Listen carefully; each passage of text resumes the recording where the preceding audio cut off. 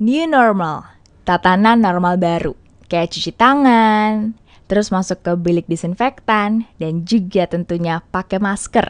Ini jadi kebiasaan baru yang wajib dilakuin, dipersiapin sebelum keluar rumah.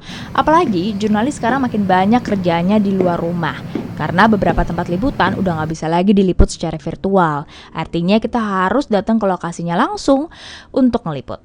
Kayak agenda rapat di Gedung Dewan Perwakilan Rakyat atau persidangan di Pengadilan Tipikor Jakarta. Tapi tetap menerapkan protokol kesehatan.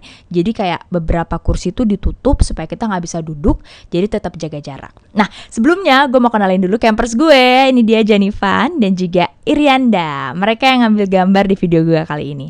Nah, video gue kali ini akan bahas tentang 5 istilah yang biasa digunain oleh jurnalis televisi yang mungkin lo belum tahu. Pertama adalah ngemper is life. Kita paling gak bisa deh ngeliat yang namanya lantai kosong. Pasti langsung didudukin deh sama kita para wartawan ya. Jadi dimanapun, kapanpun, selalu ngemper. Termasuk gue kan juga jurnalis televisi. Daripada kaki gue pegal ya kan, mendingan gue ngemper. Karena kita kerjanya tuh selalu menunggu dan menunggu. Misalnya nih agendanya dibilangnya jam 12, tapi kita udah nungguin terus nih ya, udah sampai ngelakuin hal yang gak penting nih, selfie-selfie di depan kaca. Tapi tetap aja nih, sampai jam 2 pun ternyata belum juga dimulai. Kalau lagi beruntung sih bisa jadi ya kita dapat tempat duduk supaya gak pegel. Atau bisa dapat tempat liputan yang ada media centernya kayak di DPR. Tapi jangan sampai kayak gue ya, salah pintu. Malu deh. Nah, mumpung sidangnya belum mulai, kita buka tas gue yuk. Kira-kira apa sih isi tas jurnalis televisi kalau lagi liputan? Ini dia, biar gak kena droplet dan juga gak kena panas ya kan. Terus yang juga penting buat bersihin tangan dan juga bersihin alat-alat liputan. Dan power bank jangan lupa. Kalau HP lo mati, hidup lo berakhir. Jadi bawalah charger dan juga earphone, tapi yang murah aja, takut hilang. Terus ID pers dan akses kita kemanapun dan juga catatan. Penting juga nih bawa snack, takut kelaparan kalau gak sempat makan. Dan juga obat, takut pusing bikin naskah. Itu dia yang ada di tas gue. Nah, berikutnya adalah yang kedua, ngelobi. Maksudnya bukan lobby ruangan ya guys, tapi gimana kita ngebujuk narasumber kita untuk mau kita wawancara. Target gue kali ini adalah seorang kepala daerah. Katanya dia merapat nih sama anggota DPR. Kita lihat yuk ruangannya. Tutup.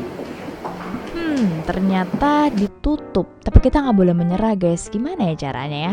Kita harus tungguin nih pintu sampai ada kesempatan nanti kebuka dikit pintunya nih. Kita bisa lihat ada target kita di situ. Atau sekarang kita tanya udah mulai kebuka. Ngelobi itu bisa juga cuma sekedar nanya informasi sih. Kayak misalnya ke petugas keamanan ini, kayak gue pengen tahu nih kira-kira sidangnya jam berapa sih mulainya, supaya kita tahu ngatur waktu liputan kita. Kalau nggak dapet informasinya, kita cari target lain. Misalnya jaksa. Orang yang nanya dulu kira-kira sidangnya mulai jam berapa gitu ya. Kita kenalin diri kita, dari media mana sih, terus mau nanya apa, informasi apa yang kita butuhin. Nah, kira-kira campers gue ini berhasil gak ya dapat informasi? Kalau lihat dari tampangnya sih kayaknya dapet ya.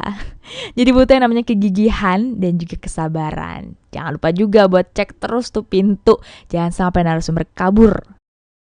Kalau udah keluar, jangan sampai lepas, jangan sampai lolos, kejar terus walaupun harus sampai ketabrak whiteboard. Ya kan, hati-hati. Nah, supaya dapat narasumber, kita tuh harus punya penampilan yang rapi sih memang. Kalau gue sih prefer untuk dandan ya sebelum liputan. Seterlambat apapun gue pasti sempetin buat dandan, walaupun harus di mobil, nunggu lampu merah baru gue bisa pakai alis ya kan. Tapi yang penting kita harus rapi. Jadi tempat makeup gue pasti selalu standby ada di mobil liputan. Yang ketiga, door stop. Door stop, pintu berhenti. Jadi begitu narasumber keluar dari pintu, harus kita berhentiin buat dapat wawancara kayak gini. Jadi sebelum narasumber keluar, kita harus pastiin nih semuanya udah ready. Kita colok dulu mic-nya ya kan, bingung gimana cara nyoloknya. Ya, bisa, enggak bisa.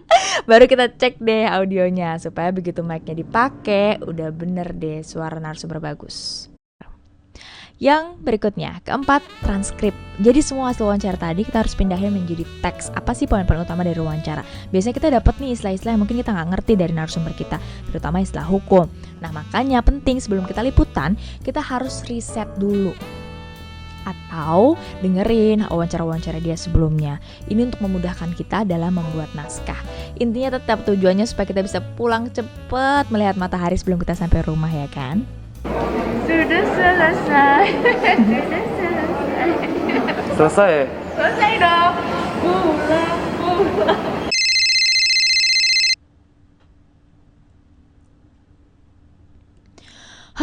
Digeser. Digeser tuh artinya kita tidak akan bisa pulang tepat waktu. Jadi kita berarti disuruh untuk liputan ke tempat berikutnya yang sebenarnya nggak ada di agenda kita di awal. Mungkin agendanya dadakan, jadi kita harus segera bergeser ke lokasi selanjutnya untuk meliput. Namanya juga wartawan.